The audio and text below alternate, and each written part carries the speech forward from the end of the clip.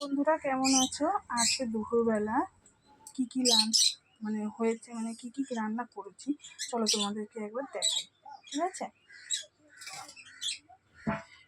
এই যে এটা হচ্ছে চিংড়ি মাছ ভাজা ছেলের জন্য, ও খুব ভালোবাসে।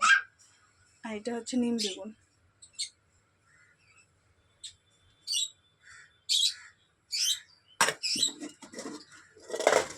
ভাত,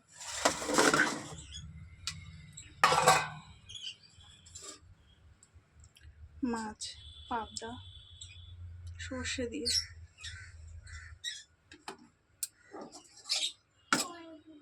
এটা হচ্ছে চিংড়ির টক, ভেন্ডি আলু চিংড়ি আম দিয়ে টক করেছি, দারুণ হয়েছে।